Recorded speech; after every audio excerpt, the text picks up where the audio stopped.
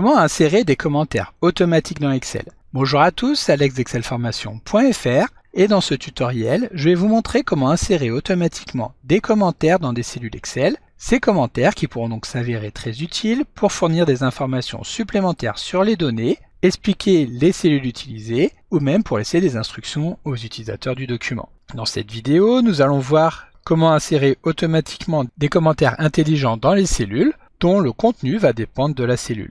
Ici, nous avons par exemple une cellule avec une date, le 23 avril 2023, et donc le commentaire nous affiche une information supplémentaire sur cette cellule, à savoir qu'il s'agit d'un dimanche. Si nous avons une cellule qui contient une formule, alors le commentaire inséré va nous permettre de récupérer rapidement la valeur des cellules utilisées pour déterminer la valeur de cette formule. Alors vous trouverez très régulièrement de nouvelles vidéos sur la chaîne, alors pensez à vous abonner et surtout à activer la clochette de notification afin d'être sûr de ne manquer aucune astuce et de devenir rapidement un pro d'Excel.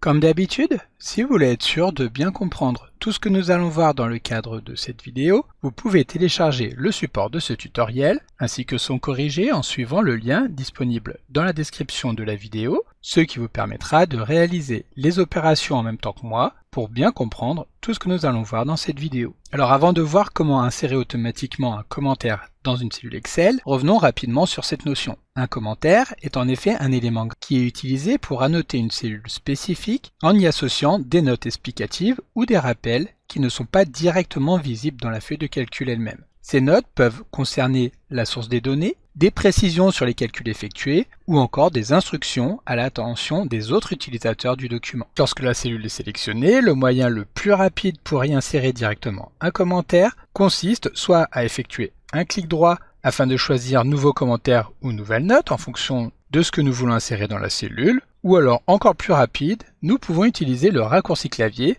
majuscule et F2. Un petit rectangle apparaît donc au-dessus de la cellule dans lequel nous allons pouvoir donc insérer une information concernant la cellule que nous avons préalablement sélectionnée. Donc ici, le 22 avril 2024 était donc un lundi. Ensuite, donc, il suffit de sélectionner notre cellule pour masquer le commentaire et celui-ci s'affichera automatiquement au survol de la souris. Voilà, donc maintenant, voyons comment insérer automatiquement un commentaire en fonction du contenu d'une cellule. Pour cela, nous allons devoir créer une petite macro-commande en VBA. VBA qui est l'acronyme de Visual Basic for Application, qui est un langage de script intégré dans la plupart des applications de la suite Office, qui offre de puissantes fonctionnalités pour personnaliser et automatiser les tâches. À travers de ce langage de programmation, nous pourrons donc créer des macros, c'est-à-dire des ensembles d'instructions programmées pour exécuter des tâches spécifiques ici dans Excel. Ces macros pourront ensuite être utilisés pour automatiser des processus répétitifs, ce qui permettra de gagner du temps et surtout de gagner en sécurité en automatisant un certain nombre de tâches.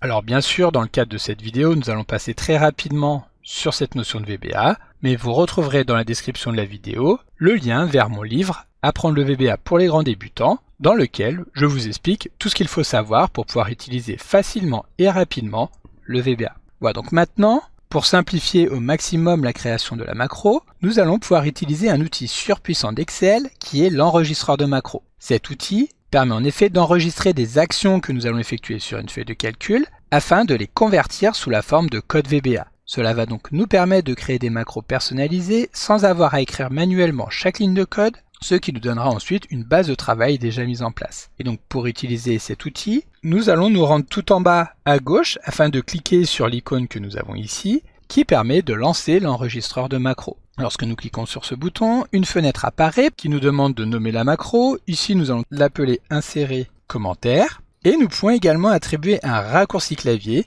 qui va permettre d'appeler automatiquement cette macro lorsque le classeur dans lequel la macro est enregistrée est ouvert. Ici, nous allons par exemple utiliser le raccourci clavier. CTRL-I, I pour insérer, qui va permettre donc d'appeler rapidement la macro que nous allons mettre en place. Lorsque nous avons fini de saisir un nom et un raccourci clavier, nous pouvons ensuite cliquer OK pour que Excel lance l'enregistreur de macro. Et donc maintenant, tout ce que nous allons faire sur la feuille de calcul sera interprété automatiquement en tant que code VBA. À ce moment-là, il va nous suffire de répéter ce que nous avons vu juste avant. Donc nous sélectionnons ici par exemple la cellule A10, nous appuyons sur majuscule et F2 et ici nous insérons un commentaire, peu importe lequel. Ensuite, nous validons en sélectionnant une autre cellule et nous allons maintenant pouvoir stopper l'enregistrement de la macro en appuyant à nouveau sur l'icône qui se trouve en bas à gauche, sauf que cette fois-ci, celle-ci prend la forme d'un carré. Et voilà, c'est tout, notre macro est maintenant enregistrée. Pour nous en rendre compte, nous allons supprimer le commentaire que nous venons de mettre en place en effectuant un clic droit et en cliquant sur supprimer la note. Ensuite, nous allons appuyer sur Alt F8 afin de lancer la fenêtre d'appel des macros. Nous choisissons la macro insérer commentaire et nous cliquons sur exécuter. Comme vous pouvez le voir, nous avons ici maintenant un triangle rouge situé en haut à droite de la cellule qui indique la présence d'un commentaire à l'intérieur de celle-ci. Et lorsque nous passons le curseur de la souris au-dessus du commentaire, nous retrouvons le texte que nous avons inséré juste avant. Une autre possibilité consiste également à utiliser le raccourci clavier que nous avons mis en place, à savoir CTRL-I, le résultat sera exactement le même. Et donc maintenant, si nous le souhaitons, nous allons également pouvoir accéder au code VBA généré en ouvrant l'éditeur de code VBA en utilisant le raccourci clavier Alt et F11. Et donc ici, nous allons retrouver l'ensemble des instructions mises en place par Excel qui viennent traduire en langage VBA les actions que nous avons mis en place juste avant. Et donc maintenant, voyons comment améliorer cette macro pour qu'elle soit plus flexible et applicable à n'importe quelle sélection de cellules. En effet, ici la macro permet uniquement d'ajouter le mot commentaire dans la cellule A10, puis de sélectionner la cellule B19. Or ici notre objectif va être d'ajouter automatiquement un commentaire dynamique en affichant par exemple le jour de la semaine qui correspond à la date de la cellule sélectionnée. Donc voici comment nous allons pouvoir procéder. Tout d'abord, nous allons supprimer la dernière ligne qui permet de sélectionner la cellule B19 étant donné que cela ne sera plus nécessaire. Ensuite, nous allons également supprimer la sélection de la cellule A10 étant donné que nous allons vouloir intervenir directement sur la cellule active. Et donc pour cela, nous allons remplacer les références à la cellule A10 par Active Cell qui est un objet VBA qui permet d'intervenir directement sur la cellule active. Alors ici, il faut bien faire la distinction entre la notion de cellule active et celle de cellule sélectionnée. La cellule active est la cellule sur laquelle nous avons cliqué lorsque nous avons sélectionné une ou plusieurs cellules. La cellule active se trouve ici dans notre sélection représentée en blanc, alors que la sélection est toute la plage des cellules qui est encadrée ici en noir. Voilà, donc maintenant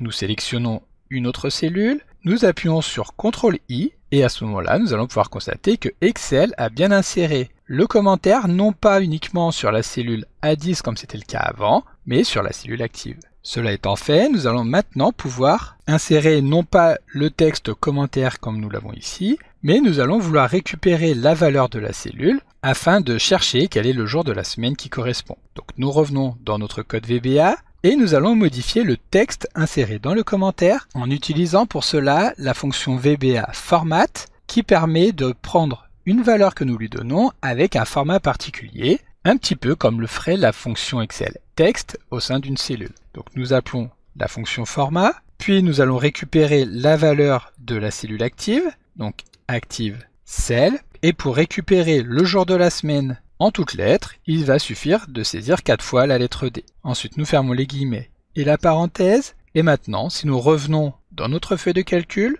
que nous sélectionnons une cellule qui contient une date et que nous appuyons sur CTRL-I, nous allons pouvoir constater que ici, le commentaire récupère donc bien le jour de la semaine, exactement comme nous venons de le paramétrer. Pour autant, notre macro n'est pas terminée, nous allons maintenant devoir mettre en place 2 contrôles. Le premier contrôle va tout simplement supprimer le commentaire qui existe éventuellement dans la cellule. En effet, si nous sélectionnons une cellule qui contient déjà un commentaire et que nous appuyons sur CTRL-I, alors nous aurons une erreur, étant donné que ici, dans notre macro, nous utilisons la méthode addComment qui ajoute un commentaire dans une cellule, sauf que s'il y a déjà un commentaire d'insérer, forcément nous aurons une erreur. Et donc pour supprimer le commentaire qui pourrait éventuellement se trouver dans la cellule, nous appelons l'objet ActiveCell, puis nous allons appeler la librairie de sous-objets comment, qui correspond donc au commentaire inséré éventuellement sur la cellule, et pour le supprimer, nous appelons la méthode delete. Maintenant, si nous revenons dans notre feuille de calcul, que nous sélectionnons une cellule qui contient déjà un commentaire et que nous appuyons sur CTRL-I,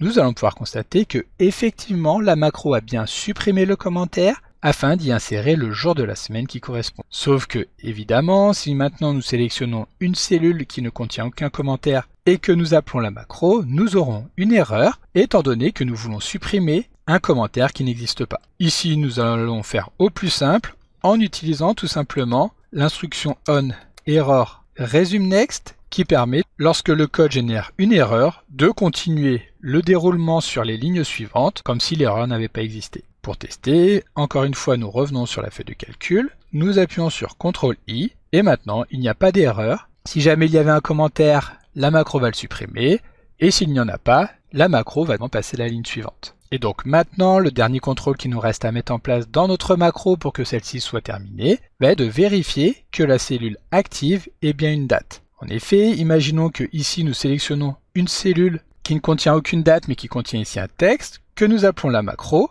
Nous aurons effectivement un commentaire qui va s'afficher, mais qui va reprendre le contenu de la macro sans calculer le jour de la semaine qui va correspondre. À la place, nous allons vouloir vérifier si effectivement la macro contient une date, et seulement dans ce cas-là, nous ajouterons le commentaire. Pour vérifier si la cellule contient une date, nous allons utiliser l'instruction isDate, qui va nous retourner la valeur vraie si la valeur de la cellule active est effectivement une date, et qui nous retournera faux dans le cas contraire. Donc si la cellule est une date, alors nous allons pouvoir lancer les 3 lignes que nous avons juste en dessous, qui permettent donc d'ajouter le commentaire, de le rendre visible et d'y afficher le jour de la semaine. Ensuite, donc, nous fermons notre if avec un endif. Maintenant, si nous revenons sur notre feuille de calcul, que nous appuyons ici sur CTRL-I, le commentaire va être supprimé étant donné que la ligne qui permet de supprimer le commentaire est située au-dessus du test. En revanche, si la cellule contient effectivement une date, alors c'est le jour de la semaine qui nous sera présenté dans le commentaire. Et voilà, et donc maintenant pour finir, je vous propose d'améliorer encore notre macro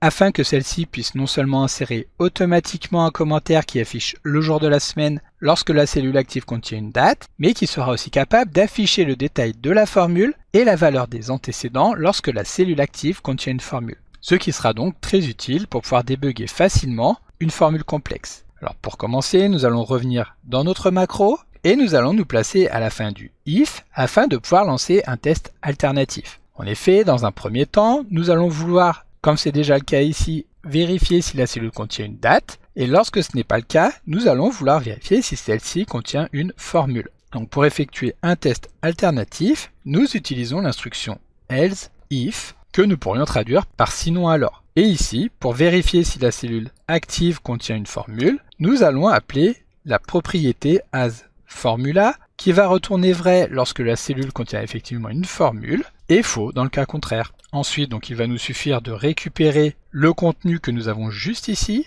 afin de l'insérer à l'intérieur de ce if. Puis nous allons nous placer juste au-dessus, et nous allons déclarer une nouvelle variable qui va nous permettre de stocker les informations sur la formule et sur la valeur des antécédents. Donc cette variable, nous la déclarons grâce au mot-clé dim, nous l'appelons commentaire et nous allons la typer en tant que chaîne de caractères, c'est-à-dire en tant que string. Puis nous allons affecter à cette variable commentaire la formule de la cellule active en utilisant la propriété formula locale qui va renvoyer la formule sous la forme d'un texte tel qu'il est affiché dans la barre des formules Excel. Cela va donc permettre de récupérer la formule en français si votre Excel est paramétré en français, et non pas la formule telle qu'elle est connue par VBA, c'est-à-dire dans sa version anglaise. Ensuite, à la suite donc de la formule, nous allons insérer un retour à la ligne afin de pouvoir afficher le détail de la formule avec les valeurs des antécédents. Pour obtenir la liste de ces antécédents, nous allons encore une fois déclarer une nouvelle variable que nous allons appeler C pour cellule,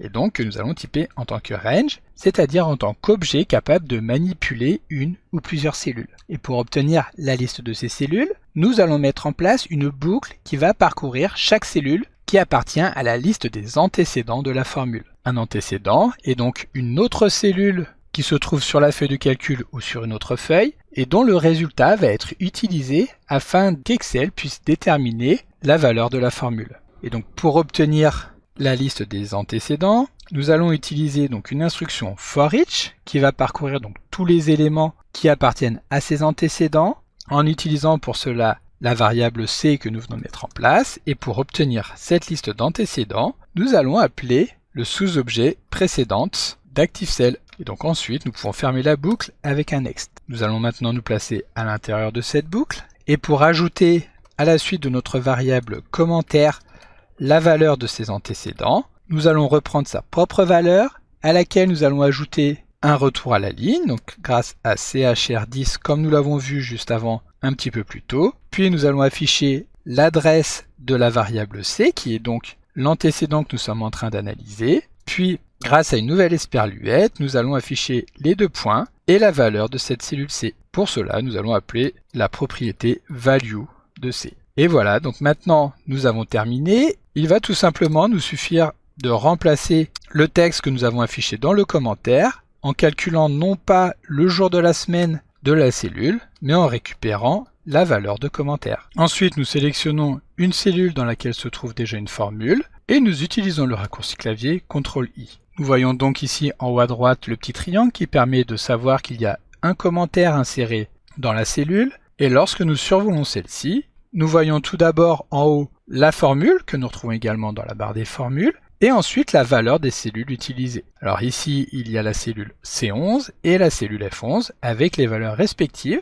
qui permettent de déterminer donc la valeur de la cellule G11 qui est égale à 1419. Alors il faut savoir que si une cellule utilise des cellules qui elles-mêmes utilisent d'autres cellules, lorsque nous utiliserons cette astuce, nous retrouverons bien la liste de toutes les cellules utilisées. Ici donc nous pouvons nous rendre compte que la formule utilise les valeurs de C16 et de F16, sauf que dans le commentaire nous voyons une liste de plusieurs cellules. Ici il faut savoir que le commentaire n'est pas suffisamment grand pour faire apparaître l'ensemble des valeurs insérées par VBA, mais si nous l'agrandissons, nous voyons que effectivement toutes les cellules des colonnes C et F sont utilisées pour obtenir l'évolution totale du montant des ventes entre les 2 années. Et donc la force de notre macro, c'est que automatiquement, le commentaire qui sera inséré va dépendre du contenu de la cellule.